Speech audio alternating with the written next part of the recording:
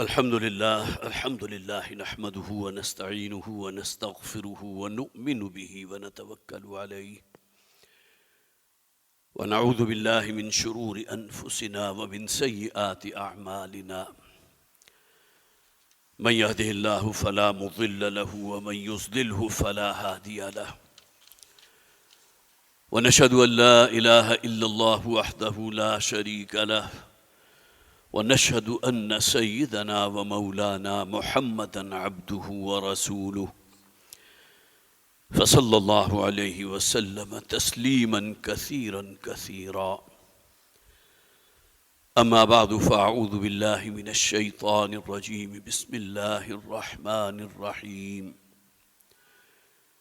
إنما المؤمنون الذين آمنوا بالله ورسوله ثم لم يرتابوا وجاهدوا بأموالهم وأنفسهم في سبيل الله أولئك هم الصادقون صدق الله العظيم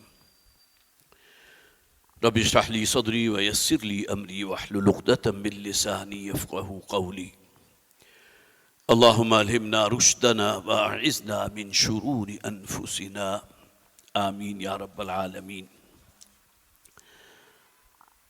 حضرات، آج 4 ہفتوں کے فصل کے بعد آپ حضرات سے ملاقات ہو رہی ہے۔ اللہ کا بڑا فضل رہا کہ مجھے موقع مل گیا 2 ہفتے حرمین میں گزارنے کا۔ یہ خالص اللہ کا فضل تھا، اس کی رحمت کا ایک مظہر تھا۔ 5 برس پہلے عمرے کے لیے جانا ہوا تھا، تو اس کے بعد ایک شدید پیاس اور تڑپ موجود تھی۔ اللہ تعالیٰ نے اس کا موقع عنایت فرمایا۔ آپ سے بھی درخواست ہے کہ میرے لیے دعا کیجئے کہ اللہ تعالیٰ اس سفر عمرے کو میرے لیے باعث برکت بنائے، باعث اصلاح بنائے، اور وہاں کی گئی جو عبادات ہیں، جو مناسک عمرہ ہیں، ان کو شرف قبولیت عطا فرمائے۔ آخری ملاقات آپ سے جو ہوئی تھی وہ ماہ فروری کا 2واں جمعہ تھا۔ ہر مہینے کا 30واں جمعہ امیر تنظیم اسلامی محترم شجاع الدین شیخ صاحب کا ہوتا ہے، تو اس کے بعد جو 4واں جمعہ تھا میں عمرے کی وجہ سے حاضر نہیں ہو سکا۔ پھر ماہ مارچ کا پہلا جمعہ پھر شیخ صاحب کا تھا، اور اس دوسرے جمعے کے لیے بھی ایک بڑا کوسچن مارک میرے سامنے آ گیا، جس کے لیے میں اس وقت یہاں موجود ہوں۔ جبکہ ابھی میں مدینہ میں تھا تو انجمن خدام القرآن ملتان، اس کے جو صدر ہیں ڈاکٹر طاہر خاکوانی صاحب، ان کا مجھے پیغام ملا کہ 10 مارچ کا جمعہ جو ہے آپ یہاں ایک نئی اکیڈمی کے جس کا افتتاح ہو رہا ہے۔ الحمدللہ پہلے سے 2 اکیڈمیاں ملتان میں موجود ہیں، اسی نوع کی کہ جس اکیڈمی میں آپ یہاں موجود ہیں۔ تو وہ پودا جو تقریباً نصف صدی قبل والد محترم رحمۃ اللہ علیہ نے لگایا تھا، اب اس کے وہ یہ برگوبار ہیں، اس کے مظاہر ہیں۔ تو میں نے فوری طور پر یہ فیصلہ کیا کہ اگر یہ 10 تاریخ کا جمعہ بھی وہاں کے لیے دے دیا تو پھر گویا کہ اگلا جمعہ پھر شجاع الدین شیخ صاحب کا یہاں ہوگا، اور پھر رمضان شروع ہو جائے گا۔ لہذا میں نے ان سے معذرت کی کہ میرے لیے ممکن نہیں ہے، اس لیے کہ جو میری اپنی مسجد کے جو بھی حاضرین و سامعین ہیں ان سے پھر بہت بڑا ایک فصل درمیان میں آ جائے گا۔ لہذا ان سے معذرت کی، اور میں نے اپنے چھوٹے بھائی برادرم حافظ عاطف وحید صاحب کی پھر ڈیوٹی لگائی کہ وہ وہاں جا کر اس ذمہ داری کو ادا کر لیں۔ تو یہ چند باتیں تو صرف تمہیدی نوعیت کی اس اعتبار سے کہ میں آپ کو اپڈیٹ کر دوں۔ باقی یہ کہ جو موضوع ہمارا یہاں زیر گفتگو تھا، آپ کو یاد ہوگا، بہت اہم موضوع، حقیقت و ماہیت ایمان، اور اس کے 9 ضمنی موضوعات تھے کہ جن کا میں نے کئی مرتبہ آپ کے سامنے ذکر کیا، لیکن چونکہ اب فصل کافی بڑھ گیا لہٰذا ایک مرتبہ صرف ان عنوانات کو جو ہے میں چاہتا ہوں اپنے ذہن میں تازہ کر لیجئے۔ سب سے پہلا اور اہم ترین موضوع یہ تھا کہ یہ حقیقت ایمان جو اصل موضوع ہے اس کی اہمیت ہے کیا؟ اس لیے کہ ایمان وہ شے ہے جس پر ہماری اخروی زندگی کا دار و مدار ہے۔ وہاں کامیابی ہوگی یا ناکامی ہوگی اس کی بنیاد اس بات پر ہے کہ ہمارے دل میں ایمان موجود ہے یا نہیں۔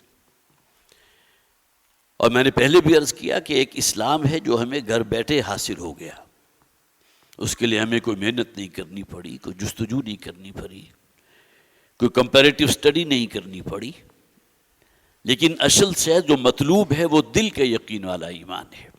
تو اس موضوع کی جو اہمیت ہے، اہم ترین موضوع۔ اس کے بعد اگلا موضوع جو ہم نے کسی حد تک کور کیا کہ ایمان کی لغوی بحث کیا ہے۔ تیسرا موضوع ایمان اصطلاحاً کسے کہتے ہیں۔ ان موضوعات کے بارے میں اگر دو تین جملے بھی میں نے کہے تو بہت سا وقت اس میں نکل جائے گا، صرف اپنے ذہن میں تازہ کر لیجئے عنوانات کو۔ چوتھا موضوع جو اس کو ہم نے کوشش کی تھی کور کرنے کی، ایمان کی دو درجے ہیں، ایک قانونی ایمان ہے اور دوسرے حقیقی ایمان ہے۔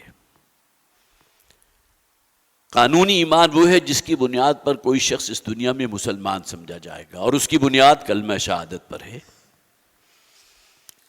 کوئی شخص نماز نہیں پڑھتا، روزہ نہیں رکھتا، بہت سے گناہ اس کی زندگی میں شامل ہے، مسلمان کہلائے گا، دائرہ اسلام سے خارج نہیں کیا جا سکتا جب تک کہ وہ شعائر اسلامی میں سے کسی کا انکار نہ کر دے۔ لیکن قرآن حکیم کا مطالعہ کریں تو ہم پر یہ بات واضح ہوتی ہے کہ اصل شے جو مجھ سے اور آپ سے مطلوب ہے وہ حقیقی ایمان ہے۔ اس کے بعد اگلا موضوع کیا تھا کہ ایمان کی 3 ڈائمنشنز ہیں، نظریے کے اعتبار سے، عقیدے کے اعتبار سے۔ اصل ایمان، ایمان باللہ، آمنت باللہ کما ہوا باسمائہ وصفاتہ وقبلت جمیع احکامہ، اقرار باللسان و تصدیق بالقلب، ایمان مجمل۔ اور اسی کا ایمان مفصل ہے کہ جس میں ایمان بالقدر بھی ہے، ایمان بالآخرت بھی ہے، ایمان برسالت بھی ہے، ایمان بالکتب بھی ہے، ایمان بالملائکہ بھی ہے۔ یہ اس کی توضیح ہے، تشریح ہے۔ تو اصل ایمان، ایمان باللہ، جس کا تعلق ہمارے عقیدے سے ہے۔ دوسرے نمبر پر ایمان بالرسالت۔ یہ 3 ڈائمنشنز ہیں ایمان کی، جسے ہم ایمانیات ثلاثہ کہتے ہیں۔ ثلاثہ کے معنی کیا ہے؟ 3۔ تو یہ 3 ڈائمنشنز جو ہمارے ذہن میں رہنی چاہیے، ایمان باللہ، ایمان بالرسالت اور ایمان بالآخرت۔ کسی حد تک وضاحت میں نے ان تینوں ایمانیات کی۔ اس دنیا میں ہمارے لیے آئیڈیل نمونہ کون ہے؟ محمد رسول اللہ صلی اللہ علیہ وسلم۔ لقد کان لکم فی رسول اللہ اسوۃ حسنہ۔ اس دنیا میں زندگی ہمیں بسر کیسے کرنی ہوگی، ہمارے لیے جو ایک مشکل شکل اللہ تعالیٰ نے اس دنیا میں بھیجی محمد رسول اللہ صلی اللہ علیہ وسلم کی طرف سے، ان کا اسوہ، ان کی سیرت، ان کے فرامین، ان کے اقوال۔ اور اس کے بعد ایمان بالآخرت وہ شے ہے کہ جس کی بنیاد پر گویا کہ انسان کے عمل، سیرت و کردار میں ایک عظیم انقلاب پیدا ہو جاتا ہے۔ بابر بعیش کوش کے عالم دوبارہ نیست۔ اگر آخرت پر یقین نہیں ہے، دل کے یقین والا ایمان اگر آخرت پر نہیں ہے، تو اس دنیا میں انسان ہر کام کرے گا، کوئی اخلاقی قدر اس کے نزدیک معتبر نہیں ہوگی، جھوٹ بولے گا، دھوکہ دے گا، ملاوٹ کرے گا، اسے تو اپنی منفعت درکار ہے نا۔ اور جو شخص یہ کر رہا ہے اور کہنے کو مسلمان ہے، تو منطقی تقاضا یہ ہے کہ ہم یہ سمجھیں گے کہ اس کے دل میں حقیقی ایمان موجود نہیں ہے۔ جیسا کہ نبی اکرم صلی اللہ علیہ وسلم نے فرمایا، وہ احادیث میں نے آپ کو سنائی تھی کہ طعنہ دینے والا، فحش گفتگو کرنے والا، جھوٹ بولنے والا، وعدہ خلافی کرنے والا مومن نہیں ہے، مسلمان ہے۔ اس کے اسلام میں شاید کوئی کمی واقع نہ ہو، شاعر اسلامی کی بھی پوری پابندی کر رہا ہو۔ تو یہ جو 3 ڈائمنشنز ہیں ایمان کی، اس اعتبار سے بہت اہم ہے، ایمان باللہ، ایمان بالرسالت اور ایمان بالآخرت۔ پھر چھٹا موضوع ہمارا تھا کہ ایمان و عمل کا باہمی تعلق کیا ہے۔ قرآن حکیم کی واضح، مفصل، بہت ہی وضاحت کے ساتھ یہ بات قرآن میں بیان کر دی گئی کہ ایمان وہ معتبر ہوگا کہ جس کا لازمی تقاضا اعمال صالحہ بنتا ہے۔ ایمان اور اعمال صالحہ میں چولی دامن کا ساتھ ہے۔ بیسیوں نہیں شاید سینکڑوں مقامات ہوں گے قرآن حکیم کے کہ جہاں ایمان کے ساتھ نتھی کیا گیا ہے اعمال صالحہ کو۔ لہذا وہ تصور کے فاسق ہیں، فاجر ہیں، حرام کے مرتکب بھی ہو رہے ہیں، ناجائز میں بھی ملوث ہیں اور بڑے مطمئن ہیں ہم تو مومن ہیں۔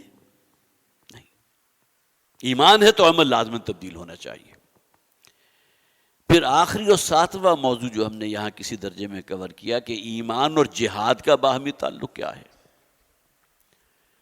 5 بنیادی اصطلاحات سے سب واقف ہیں، کلمہ شہادت، نماز، روزہ، حج، زکوٰۃ۔ بنی الاسلام علی 5۔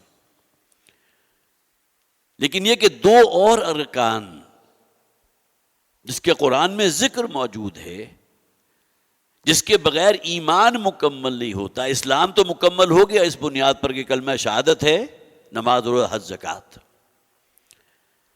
لیکن ایمان تکمیل تک نہیں پہنچتا جب تک کہ دل میں وہ یقین موجود نہ ہو۔ سورہ حجرات کی وہ آیت ابھی جو میں نے تلاوت کی تھی، انما المؤمنون الذین آمنوا باللہ ورسولہ ثم لم یرتابوا۔ مومن تو صرف وہی ہیں کہ جو اللہ پر ایمان رکھتے ہیں اور پھر اس کے بعد اللہ اور اللہ کے رسول پر ایمان اور اس میں کسی شک و شبہ میں مبتلا نہیں ہوتے۔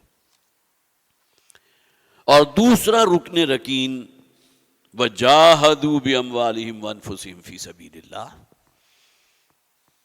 ایمان کا بہت گہرا تعلق ہے جہاد فی سبیل اللہ کے ساتھ۔ لیکن پچھلی نشست میں جو اصل ہمارا موضوع تھا ایمان کا جہاد سے تعلق، اس میں میں نے واضح کر دیا تھا کہ جہاد کے اس تصور کو ایک طرف رکھیے، وہ تو جہاد کا کلائمیکس ہے کہ اللہ کے دین کو غالب کرنے کی عملی جد و جہد میں حق و باطل کا معرکہ برپا ہو اور انسان اپنی جان کا نذرانہ پیش کر دے۔ بلند ترین مقام جس کا کوئی شخص تصور کر سکتا ہے وہ مقام شہادت۔ اس سے بڑھ کر بات کیا ہوگی کہ نبی اکرم صلی اللہ علیہ وسلم نے خود اپنے بارے میں فرمایا لَوَدِدْتُ أَنْ أُقْتَلَ فِي سَبِيلِ اللَّهِ ثُمَّ أُحْيَا ثُمَّ أُقْتَلَ ثُمَّ أُحْيَا ثُمَّ أُقْتَلَ۔ میری شدید خواہش ہے کہ مجھے اللہ کے راستے میں شہید کر دیا جائے، پھر زندہ کیا جائے، پھر شہید کیا جائے، پھر زندہ کیا جائے، پھر قتل کیا جائے۔ لیکن جیسا کہ میں نے عرض کیا اللہ کی سنت یہ نہیں ہے، رسول جو ہے کبھی مغلوب نہیں ہوتے، انہیں قتل نہیں کیا جا سکتا۔ بنی اسرائیل کے اوپر بہت بڑا الزام جو قرآن نے لگایا، اتنے کتنے ہی انبیاءوں کو انہوں نے قتل کیا، رسول قتل نہیں ہو سکتا۔ کتب اللہ لأغلبن انا ورسلی، یہ بات تو اللہ نے طے کر دی ہے۔ کتبہ کے معنی ہوتا ہے لکھ دینا، ایک وربلی کسی بات کو طے کرنا ہے، ایک لکھ دیا جانا ہے۔ کتب اللہ لأغلبن انا ورسلی، اللہ نے تو یہ بات طے کر دی ہے، یہ لکھ دی ہے کہ میں اور میرا رسول لازماً غالب ہو کر رہیں گے۔ تو اس حوالے سے گویا کہ جو ایمان حقیقی کا جہاد کے ساتھ، اور جہاد کا بلند ترین درجہ جو ہے وہ قتال ہے۔ یہاں 7 موضوعات کسی حد تک ہم نے کوشش کی کہ سمجھنے کی کوشش کریں، 2 موضوعات ابھی باقی تھے۔ اس سے اگلا موضوع یہ ہے کہ ایمان کا اصل حاصل کیا ہے، اس دنیا میں کیا ثمرات ہیں جو انسان تک پہنچتے ہیں اس ایمان کی وجہ سے۔ کچھ ثمرات وہ ہیں جس کا تعلق ظاہر کے ساتھ ہے، انسان کے اندر اخلاقیات پیدا ہوں گی، تواضع پیدا ہوگا، انکسار پیدا ہوگا، گھمنڈ اور غرور اور تکبر سے کوسوں دور ہوگا، تواضع اور انکساری پیدا ہوگی۔ اعمال صالحہ جو ہے اس کا اخلاق ان سے مزین ہوگا۔ اور کچھ باطنی ثمرات ہیں ایمان کے جسے ہم حلاوت ایمان کہتے ہیں۔ نماز کے بارے میں حضور نے فرمایا تھا نا قرۃ عینی فی الصلاۃ۔ اب ہم لوگ تو محسوس نہیں کر سکتے کہ آنکھوں کی ٹھنڈک نماز کو قرار دیا حضور نے، آیا اس کا کوئی حصہ، کوئی پرسنٹیج ہمیں حاصل ہوتی ہے؟ جس کی تصویر لفظی نبی اکرم صلی اللہ علیہ وسلم نے یوں بیان کی تھی کہ جب بھی تم میں سے کوئی شخص سجدہ کرے تو یوں گمان کرے کہ اس نے اپنی پیشانی اپنے رب کے قدموں میں ڈال دی ہے۔ تو یہ حلاوت ایمان کیا ہے، جسے حضور نے فرمایا ذاق طعم الایمان من رضی باللہ ربا وبمحمد رسولا وبالاسلام دینا۔ اس شخص نے تو ایمان کی حلاوت چکھ لی ہے، اس کی چاشنی اور مزہ حاصل کر لیا، جو مطمئن ہو گیا اس بات پر کہ میرا رب اللہ ہے، وہ میرا خالق ہے، مالک ہے، میرے مجھ سے بہتر خیر خواہ ہے۔ میں اپنے بارے میں ممکن ہے کوئی غلط فیصلہ کرنے لگوں، اللہ کو معلوم ہے وہ میرے بارے میں جو فیصلہ کرے گا وہ خیر کا ہوگا۔ یہ باطنی کیفیت جو ہے جسے حلاوت ایمان کہتے ہیں، ذاق طعم الایمان، اس شخص نے تو ایمان کی حلاوت، اس کی چاشنی چکھ لی، جو اس بات پر راضی ہو گیا کہ اللہ اس کا رب ہے، محمد اللہ کے رسول ہیں صلی اللہ علیہ وسلم، اور اسلام وہ دین ہے کہ جسے اللہ راضی ہے۔ تو یہ جو ثمرات ہیں، باطنی ثمرات، اس میں سب سے بنیادی شے کیا ہے؟ راضی برضائے رب۔ بہت اونچا مقام ہے یہ، نہ مجھے حاصل ہے،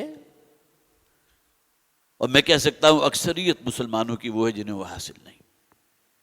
اندر سے مطمئن ہوں، جو فیصلہ ان کے رب نے ان کے بارے میں کر دیا اسی میں خیر ہے۔ ہمارے اندر تو پتہ نہیں کس قسم کے منفی جذبات اٹھتے ہیں، میری پلاننگ غلط ہو گئی تھی، فلاں شخص نے مجھے دھوکہ دیا تھا، فلاں یہ نہ کرتا تو میرے ساتھ یہ نہ ہوتا۔ ہم تو مورد الزام ٹھہراتے ہیں نا تمام مادی چیزوں کو، جبکہ ان کے پیچھے جو اصل ہاتھ ہے وہ اللہ کا ہے۔ اگر قرآن کو اللہ کا کلام مانتے ہیں تو وہاں تو یہ بات موجود ہے، تم پر کوئی شے واقع نہیں ہو سکتی، کوئی حادثہ، کوئی پریشانی، کوئی مصیبت، کوئی نقصان، جب تک کہ تمہارے رب کا اذن نہیں ہوگا۔ ما اصاب من مصیبت الا باذن اللہ۔ یہ ایمان کی وہ باطنی حلاوت ہے۔ اسی بات کو قرآن میں تعبیر کیا گیا نا، اولیاء اللہ کون ہیں؟ انسانوں ہی میں سے ہوتے ہیں۔ ہاں، ان کا اپنے رب کے ساتھ وہ تعلق ہوتا ہے کہ ان کے اندر جو ایمان کی چاشنی اور حلاوت ہے وہ اسے محسوس کرتے ہیں، اور جو باطنی ایمان اور چین اور سکون ان لوگوں کو حاصل ہوتا ہے، عام مسلمان اس کا تصور نہیں کر سکتا۔ قرآن حکیم میں فرمایا گیا، یہ آیت جو ہے وہ غالباً سورہ انعام کی سورہ انعام آیت نمبر 81 ہے۔ سوال کیا گیا ای الفریقین احق بالامن ان کنتم تعلمون۔ کنتم سے مراد میں اور آپ ہیں نا۔ کیا تم جانتے ہو؟ اگر تمہیں علم حقیقی حاصل ہے، تمہیں معلوم ہونا چاہیے کہ ایمان کا اصل حقدار کون ہے۔ ای الفریقین احق بالامن ان کنتم تعلمون، امن کا لفظ استعمال کیا گیا، جو اصل روٹ ہے ایمان کی۔ کون ہے وہ شخص کہ جو حقیقی امن کا مستحق ہے، جو انٹائٹل کرتا ہے اپنے آپ کے اس مقام کے لیے جس میں اس کے باطن میں امن ہے، چین ہے، سکون ہے۔ موضوع ہمارا کیا ہے؟ ایمان کا حاصل کیا ہے، منتہائے مقصود کیا ہے؟ تو فرمایا گیا سورہ انعام آیت نمبر 81 میں فَأَيُّ الْفَرِيقَيْنِ أَحَقُّ بِالْأَمْنِ إِن كُنتُمْ تَعْلَمُونَ، تو کون سا گروہ وہ ہے کہ جو امن کا مستحق ہے؟ اگر تمہارے اندر حقیقی علم موجود ہے تو بتاؤ، اس کا جواب دو۔ تو اللہ تعالیٰ خود ہی جواب ارشاد فرماتے ہیں الذین آمنوا ولم یلبسوا ایمانہم بظلم اولئک لہم الامن وہم مہتدون۔ حصر کا صیغہ ہے۔ حقیقی امن، حقیقی چین، حقیقی سکون اور اطمینان صرف انہی لوگوں کو حاصل ہوتا ہے جو ایمان رکھتے ہیں اپنے رب کے اوپر، وہ دل کے یقین والا ایمان، راضی برضائے رب۔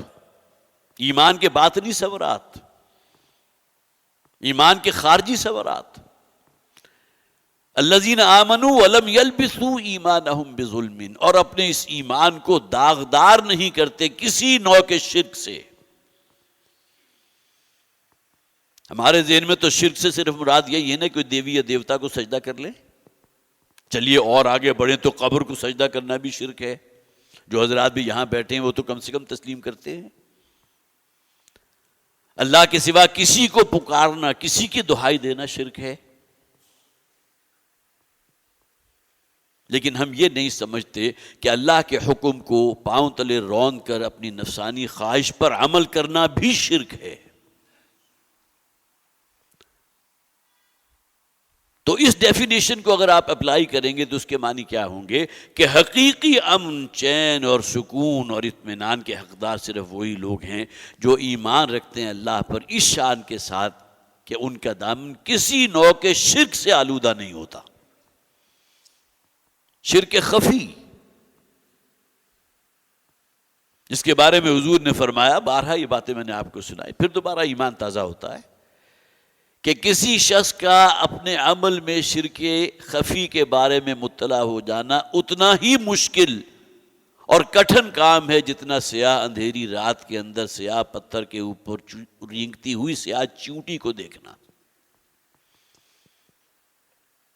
بلاغت کی انتہا ہے، سیاہ اندھیری رات، اس میں سیاہ پتھر کہاں آپ دیکھیں گے، اور اس کے اوپر رینگتی ہوئی سیاہ چیونٹی کو دیکھنا جتنا مشکل اور کٹھن کام ہے، انسان کا اپنے بارے میں شرک خفی پر مطلع ہونا اس سے بھی بڑھ کر مشکل کام ہے کہ ہوس چھپ کے سینوں میں بنا لیتی ہے تصویریں۔ تو ایمان کا اصل حاصل باطنی امن اور چین اور سکون، اور اس کا لازمہ کیا ہے؟ ایمان اس نوعیت کا جس میں کسی نوع کا کوئی شرک شامل نہ ہو۔ یہ تو پھر مقام ولایت ہوا نا، مقام صدیقیت ہوا۔ کون شخص ہے کہ جو معصوم من الخطا ہے؟ انبیاء اور رسولوں کا بالکل زمرہ الگ ہے، وہ معصوم من الخطا ہے، ہمارا ایمان ہے۔ لیکن یہ کہ اس کے علاوہ تو کوئی کیٹیگری ایسی نہیں ہے، بڑے سے بڑا ولی اللہ ہو۔ قرآن میں ایک شخص کا ذکر موجود ہے، بلعام بن باورہ، جو بنی اسرائیل کی شخصیت تھی اور بہت ہی عابد اور زاہد اور متقی، لیکن یہ دنیاوی لذات اور خواہشات نفسانی کا اسیر ہوا، اور پھر اللہ تعالیٰ نے اس کی مثال دی ہے اس کتے کی سی کہ جو ہر وقت ہانپتا رہتا ہے، وہی نفسانی خواہشات۔ جس طرح کتے کی زبان لٹکی ہوتی اور رال ٹپک رہی ہوتی، یہی معاملہ اس شخص کا ہوتا جو اصلاً بڑا عابد اور زاہد تھا۔ اللہ تعالیٰ اس انجام سے ہم سب کو بچائے۔ کسی درجے میں بھی ہمارے اندر کوئی گھمنڈ پیدا نہ ہو اپنی عبادت اور زہد اور تقویٰ کے حوالے سے۔ تو 8واں موضوع جو ہمارا تھا اس کا بھی صرف ایک حصہ ہی کور ہو سکا ہے، لیکن چند باتیں چونکہ میں نے اور بھی عرض کی تھی لہذا کچھ وقت کا حصہ اس میں گزر چکا۔ اب صرف چند منٹوں میں ذکر ضرور کروں گا، اس لیے کہ ماہ رمضان کی آمد ہے، اور واقع یہ ہے کہ جو شخص بھی واقعتاً مومن ہے وہ اس رمضان کے تقدس، اس کی عظمت اور اس کی حلاوت اور چاشنی کے ساتھ ساتھ اس کی ایک ہیبت بھی محسوس کرتا ہے۔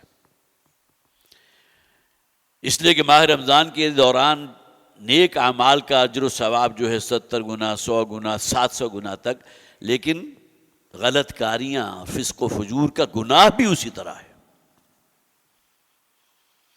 حالت صوم میں اگر کوئی شخص گناہ کرتا ہے تو گویا کہ اس کو آپ ملٹیپلائی کر دیجئے اس کی سزا کے اعتبار سے، تو ایک ہیبت بھی ہے۔ لیکن بہرحال نبی اکرم صلی اللہ علیہ وسلم کی جو روایت، انشاءاللہ ہم اس کو تفصیل سے پڑھیں گے، اور ممکن ہے کہ اگلا جمعہ جو ہے امیر محترم کا اسی موضوع پر ہو، اس لیے کہ وہ جسٹ پہلے کا جمعہ ہوگا، رمضان سے پہلے کا۔ اس کے بعد کا جمعہ تو پھر رمضان میں داخل ہو جائے گا انشاءاللہ۔ تو نبی اکرم صلی اللہ علیہ وسلم نے شعبان کے مہینے کو اپنا مہینہ قرار دیا اور رمضان کو اللہ کا مہینہ قرار دیا۔ تو ایک نسبت ہے نا اللہ اور اللہ کے رسول کے درمیان بھی صلی اللہ علیہ وسلم، اگرچہ کوئی نسبت نہیں، خالق و مخلوق کے درمیان کوئی نسبت و تناسب نہیں، لیکن گلے سرسبد ہے انسانیت کے محمد رسول اللہ صلی اللہ علیہ وسلم. تو حضور نے شعبان کے مہینے کو اپنا مہینہ قرار دیا. شعبان شہری و رمضان شہر اللہ، یہ ایک روایت ہے. اس کی سند کیسی ہے میرے علم میں نہیں ہے، لیکن اکثر و بیشتر آپ حضرات نے بھی روایت سنی ہوگی. اور حضرت عائشہ صدیقہ رضی اللہ تعالی عنہ فرماتی ہیں کہ ماہ شعبان ہی سے نبی اکرم صلی اللہ علیہ وسلم اپنے اہل خانہ کو ترغیب دینا شروع کر دیتے تھے رمضان کے استقبال کی. اب جس مہینے کی برکت، سعادت اور تقدس کا نبی اکرم صلی اللہ علیہ وسلم کے ذہن پر اس درجے جو ہے وہ مقام ہو کہ اپنے اہل خانہ کو ترغیب دیا کرتے تھے کہ اب رمضان آنے والا ہے، ابھی سے اس کی تیاری پکڑو. ایک تو ذہن سازی ہوتی ہے نا کہ بڑی برکتوں اور سعادتوں والا مہینہ ہے، ایک یہ کہ اس کے لیے فزیکلی بھی اپنے آپ کو تیار کرو. رمضان کے روزے اگر کہیں گرمیوں میں آئیں اور شدید گرمیوں میں آئیں تو بہرحال اس کے لیے آپ کو ایک جانی ایثار بھی تو کرنا پڑتا ہے. اور سب سے بڑھ کر یہ کہ نبی اکرم صلی اللہ علیہ وسلم نے خطبہ ارشاد فرمایا تھا، خطبنا رسول اللہ صلی اللہ علیہ وسلم فی آخر یوم من شعبان. بڑا طویل خطبہ ہے جس میں ہم کہہ سکتے ہیں کہ رمضان کا تقدس اور برکت جو ہے وہ نبی اکرم صلی اللہ علیہ وسلم نے اپنی زبان مبارک سے بیان فرمائی. اس سے بڑھ کر کوئی شے ہمارے لیے کیا ہوگی. طویل روایت ہے، حضرت سلمان فارسی رضی اللہ تعالیٰ عنہ اس کے راوی ہیں. صرف حوالہ دے رہا، اس کا انشاءاللہ تفصیلی ہم سال بسال گویا کہ یہ ایک ریمائنڈر ہوتا ہے جس میں سے ہر شخص گزرتا ہے کہ اس ماہ کی برکتیں اور سعادتیں، اور جسے نیکیوں کا موسم بہار کہا جاتا ہے، نیکیوں کی لوٹ سے لگی ہوتی ہے، اس سے کما حقہ استفادہ کرنے کے لیے ہمیں کیا کچھ کرنا چاہیے، کس طرح اپنے آپ کو جسمانی اور ذہنی طور پر اور اخلاقی اعتبار سے کیا تطہیر ہمارے اندر ہونی چاہیے، وہ بارہ آپ حضرات کے بھی علم میں ہے. لیکن یہ کہ وہ انشاءاللہ جو بھی اگلی اب جمعے کے خطابات آئیں گے اس میں وہ چیزیں بھی انشاءاللہ واضح ہوتی چلی جائیں گی. بس یہ چند باتیں تو آج کے اس دن کے حوالے سے تھی. اب یہ جو ہماری پریس ریلیز ہوتی ہے یہ 15 دن کی، چونکہ یہاں سے جو غیر حاضری رہی تو اس میں بہت سی ایسی چیزیں جو ہیں شجاع الدین شیخ صاحب کی طرف سے بھی بہت سے کلپ جو ہے وہ چونکہ واٹس ایپ اب ایسا ذریعہ ہے کہ آپ دنیا میں کہیں بھی ہوں تو آپ تک پہنچ جاتا ہے. تو بہرحال ہمارے ہاں جو کچھ بھی کھلواڑ کھیلا جا رہا ہے دینی شعائر کے ساتھ، دین کا استہزاء ہو رہا ہے، وہ مملکت خدا داد جو حاصل کی گئی تھی اسلام کے نام پر، اور جو دھوکہ ہم نے دیا، یخادعون اللہ والذین آمنوا وما یخدعون الا انفسهم وما یشعرون، سمجھتے ہیں بدبخت کہ اللہ کو دھوکہ دے رہے، وہ اپنے آپ کو دھوکہ دے رہے. اللہ کی پکڑ بہت شدید ہے. ان بطش ربک لشدید، اس سے کوئی نہیں بچ سکتا. اور جب کوئی گناہ یا بے حیائی اجتماعی طور پر اختیار کر لی جائے تو میں نہیں سمجھتا کہ پھر کوئی گنجائش باقی رہتی ہے کہ اللہ کے عذاب سے انسان اپنے آپ کو بچا لے. پھر تو گیہوں کے ساتھ گھن بھی پستا ہے. ہاں اللہ کے ہاں کوئی شخص معذرت پیش کر سکتا ہے کہ پروردگار میں اس میں نہ خود انوالو ہوا بلکہ میں نے لوگوں کو منع کیا. اگر میرے پاس قوت اور طاقت تھی تو میں نے اپنی قوت کے زور پر منع کرنے کی کوشش کی، لیکن یہ لوگ باز نہیں آئے. نہ کارخانے میں طوطی کی آواز سنتا کون ہے؟ جس طرح ہمارے ہاں یہ لیسبینز اور گیز اور ان کی ایسوسیشنز اور ان کو جس طرح پروموٹ کیا جا رہا ہے، اور عورت مارچ کے حوالے سے جس طرح کی آزادی کے جو ہے وہ خواب دکھائے جا رہے ہیں، وہ معاشرہ کے جو خود تنگ آ چکا ہے اپنی بے حیائی اور اس کی وجہ اخلاقی تنزل کی وجہ سے، پناہ مانگتے ہیں کہ ہماری خانگی زندگی جو ہے برباد ہو کر رہ گئی. اب ان کا ہدف اولین جو ہے وہ شرم و حیا، اس چادر کو پامال کر دو. اگر کہیں کوئی اقدار باقی ہیں تو وہاں سے جا کر ان پر نقب لگاؤ کہ انہیں اندازہ ہی نہ ہو. جس طرح شوگر کوٹڈ قسم کی چیزیں ہوتی ہیں، آپ اندر لے جائیں نگل لیں، لیکن اندر جا کے تو طوفان برپا کر دیں گی نا وہ. تو یہ سب کچھ کھلواڑ اس ملک کے اندر کھیلا جا رہا ہے. اب کس کس کا رونا انسان روئے. آج کی جو پریس ریلیز ہے وہ بھی ایک اعتبار سے شجاع الدین شیخ صاحب چونکہ ہمارے امیر تنظیم اسلامی ہیں اور ہر ہفتے یا موقع کی مناسبت سے ان کی طرف سے پریس ریلیز جو ہے وہ اخبارات کی زینت بھی بنتی ہے، کم سے کم اطمینان میں حجت معذرۃ الی ربکم. اے پروردگار، ہم نے جن چیزوں کو صحیح سمجھا تھا اس کا پرچار کرتے رہے، لوگوں تک پہنچاتے رہے. عنوان ہے آئین اور عدالتوں کے فیصلے کا احترام نہ کیا گیا تو ملک انارکی کا شکار ہو جائے گا. یہ بھی تو گراؤنڈ ریئلٹیز ہیں نا. اب جو دھینگا مشتی ہو رہی ہے، جو کھلواڑ ہو رہا ہے، یہ الیکشن ہو نہ ہو، سپریم کورٹ کا کیا فیصلہ ہے، عدالتیں کیا فیصلہ کر رہی ہیں، اس کی کس حد تک پرواہ کی جائے گی، وہ پس منظر میں ہے. یہ بات تنظیم اسلامی کے امیر تنظیم جناب شیخ شجاع الدین صاحب نے اپنے بیان میں کہی. انہوں نے کہا کہ سپریم کورٹ نے واضح فیصلہ کر دیا کہ پنجاب اور خیبر پختونخوا اسمبلیوں کے انتخابات آئین میں دیے گئے وقت کے مطابق کرائے جائیں، لہٰذا پنجاب میں صدر مملکت اور الیکشن کمیشن نے مشاورت کے بعد 30 اپریل کی تاریخ دے دی. یہ ایک فیکٹ ہے. اب کے پی کے گورنر کو بھی سپریم کورٹ کے حکم کی تعمیل کرتے ہوئے فوری طور پر ایکشن لے کر تاریخ دے دینی چاہیے تاکہ نزاع نہ ہو، جھگڑا نہ ہو. انہوں نے کہا کہ دنیا کی ہر ریاست نے کار سرکار چلانے کے لیے کچھ قواعد و ضوابط بنائے ہوتے ہیں جسے آئین کہا جاتا ہے. ان قواعد و ضوابط کی پابندی اس ریاست میں امن و امان قائم کرنے اور سلامتی کے لیے اہم کی رول ادا کرتی ہے. اگر اس وقت کسی ایک مسئلے پر آئین سے انحراف اور عدالت عظمیٰ کے حکم کی تعمیر سے انکار کر دیا گیا تو ایسی نظیر قائم ہو جائے گی جس سے مستقبل میں کوئی بھی فرد یا گروہ ریاست کے معاملے میں منمانی کر سکے گا اور جس سے انتظامی ڈھانچہ تباہی کا شکار ہو جائے گا. انہوں نے کہا کہ متعلقہ سٹیک ہولڈرز عدالت عظمیٰ کے حکم کے مطابق مشاورت کے ساتھ کے پی کے انتخابات کی تاریخ طے کریں تاکہ انتشار و افتراق ختم کیا جا سکے. البتہ سپریم کورٹ کے فیصلے کے خلاف نظر ثانی کی اپیل دائر کی جا سکتی ہے، اس کی گنجائش موجود ہے، لیکن آئین اور قانون کے دائرے سے باہر ہو کر اپنے تئیں عدالت عظمیٰ کے فیصلے کو رد کر دینا انتہائی خوفناک ہوگا.